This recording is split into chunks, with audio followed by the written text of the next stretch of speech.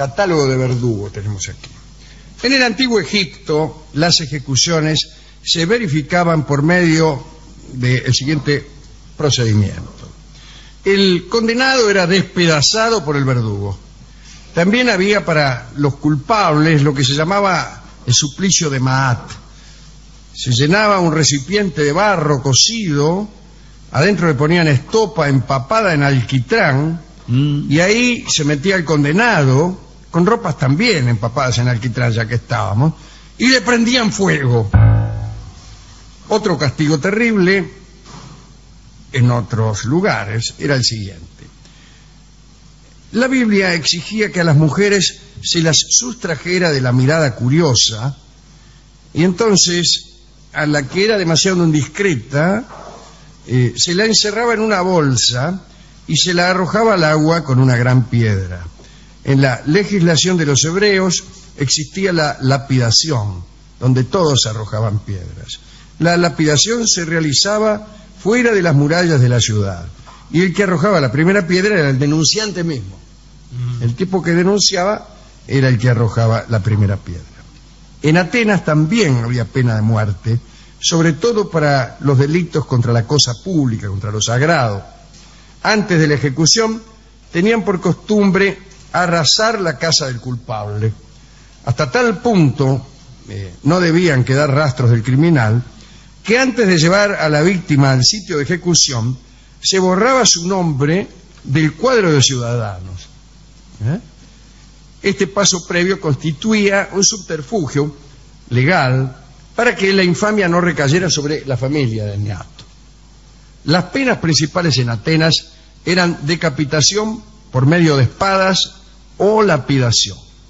Según las leyes de Platón, los magistrados que habían limpiado las evidencias estaban obligados a arrojar la primera piedra como prueba de la sinceridad de su acusación. Y el verdugo era el juez en persona. Qué notable, ¿no? Qué notable. El veneno también figuraba como castigo. Ahí tiene a Sócrates, que fue obligado a beber cicuta. También existía otra manera de castigo, que era apalear al culpable hasta que reventaba. Y también el abismo, una fosa profunda donde arrojaban a las víctimas. La manera de pronunciarse los fallos en casos penales fue variando según las épocas. En un principio, cada juez tomaba una pequeña piedra y la depositaba silenciosamente y de modo secreto en una de dos urnas depositadas en la asamblea. Entonces vos podías elegir entre la urna de la muerte y la de la misericordia.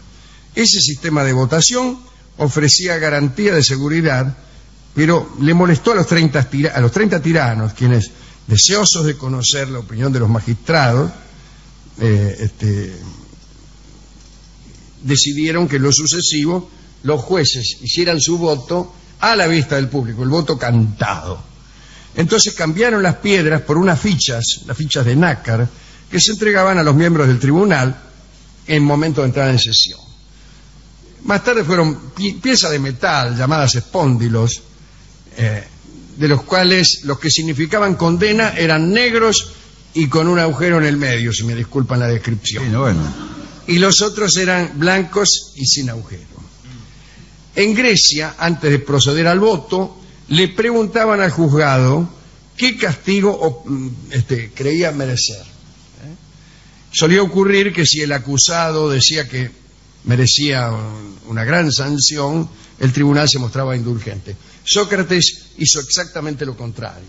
A modo de provocación, cuando le preguntaron qué castigo creía merecer, él dijo que quería que lo sostuvieran viviendo como un bacán hasta el fin de sus días. Esto enojó muchísimo a los jueces, quienes lo condenaron a beber la cicuta. Así era la gente en aquel tiempo, no como ahora. En tiempos medievales, la mayoría de las ejecuciones se verificaban en un lugar llamado Montpoisson, dice acá. Yo tengo mis dudas.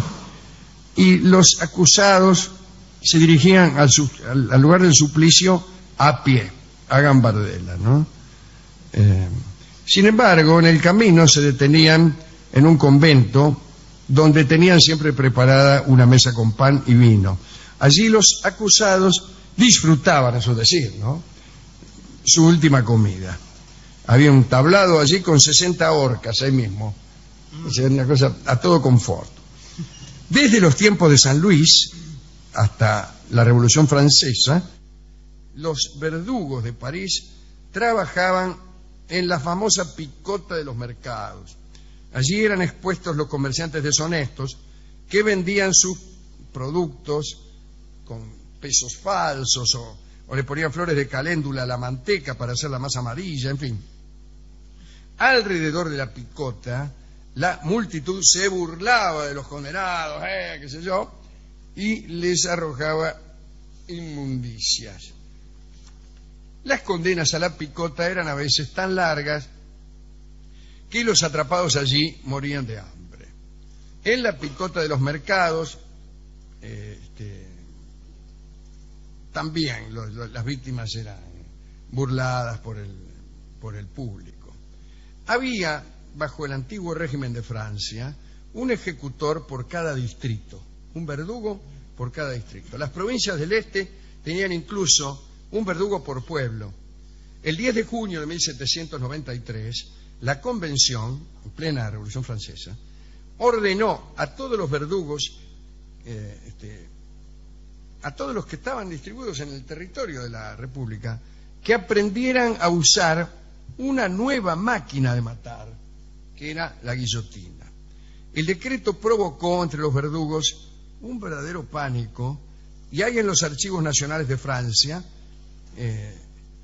un fichero lleno de cartas de verdugos que jamás habían tenido que ejecutar a nadie y que se excusaban de aprender a usar la guillotina. Decían que no la entendían, que acusaban y alegaban inexperiencia o incapacidad. Entonces no quedó en Francia más que un grupo relativamente pequeño de verdugos. Y la familia Janson entró en la historia de esos ejecutores. Parece que bajo el reinado de Luis XIV, un señor llamado Charles Janson era oficial, el tipo, ¿no? Tuvo un accidente y entonces fue trasladado a la casa de un vecino. Allí fue atendido, este soldado, este oficial, atendido y cuidado por la hija del señor que lo había rescatado. La muchacha se llamaba Margarita y el oficial Janson se enamoró. Se hicieron amantes. Bueno, una vez curado, Janson dejó la casa, pero continuó viendo a Margarita. El padre de esta chica estaba siempre de viaje, era un hombre misterioso, se negaba siempre a dar su nombre, a precisar su ocupación, etc. Un día el oficial Janson atravesaba una plaza y vio al padre de Margarita, al papá de su amada, decapitando a un señor. Parece que era verdugo el viejo. Charles quiso romper la relación, pero estaba demasiado enamorado y decidió entonces casarse con Margarita. Pero debió dejar su rango militar. Las autoridades militares estigmatizaban al que se relacionaba con la familia de un verdugo. Una noche, Janson le propuso a Margarita huir, pero ya era tarde. El padre se había enterado de la conducta de su hija, entró en la habitación cuando los amantes estaban juntos y exigió inmediatamente una reparación. Y le dijo: ningún hombre se casará con mi hija a menos que sea verdugo él también. Sí, claro, va buscando lo que le conviene más a la hija. Vos habéis deshonrado a Margarita y entonces o la desposáis y os convertís en mi ayudante y sucesor, o si no, yo la agarro a esta y la mato, dijo. Bueno, Janson no tuvo más remedio que aceptar. Y se hizo ayudante del suegro. La primera vez que lo ayudó cayó desmayado. Después se fue acostumbrando, vio cómo es esto. Y así toda la familia, también los hijos que vinieron, se dedicaron a aplicar los terribles castigos en vigencia. Y el apellido de esa familia ya no fue el del viejo, que era algo parecido a Jean, pero yo desconfío también. Y fue el apellido de este oficial, Chanson. Y la línea de los Chanson se reprodujo a través de Francia. Carlos Juan Bautista, nieto del viejo, reunía una vez por año a sus primos y sobrinos, todos verdugos. Hacían una gran mesa, se hacían llamar por sus criados, por el nombre de la ciudad donde ejercían. Ahí viene el señor de París, el señor de Lyon, el señor de lo que sea. Y el más célebre señor de París fue Carlos Enrique Chanson, que en 1788 estaba a punto de ajusticiar a un tipo en la rueda, pero una sublevación impidió el castigo y la rueda fue detenida. El rey Luis XVI, asustado, ordenó que se suprimiera el castigo de la rueda. Y así el condenado tuvo derecho a reclamar la muerte por medio de la espada o el hacha.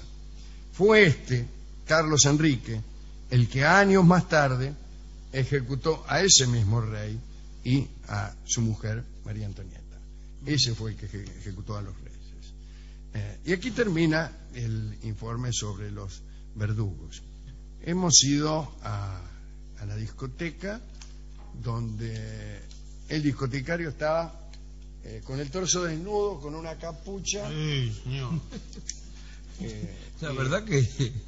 Y me dijo que él también era descendiente de esa familia de verdugos, y listo. Entonces le dije que me diera un disco, y el tipo agarró, y ¿qué disco me dio? Y el que quiera, porque ya usted no está en condiciones de discutir con No, porque ya le tuve miedo. Y claro. Ya le tuve miedo. Dice, ahora trabajo de discotecario porque no hay acá verdugo, dice.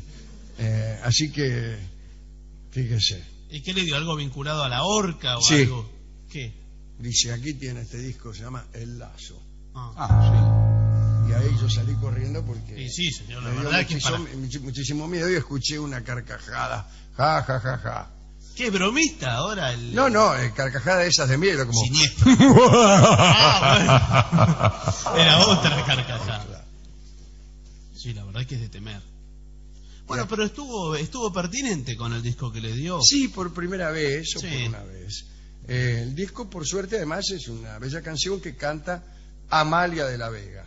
El Lazo, por Amalia de la Vega, es el disco que vamos a escuchar ahora mismo, en este instante.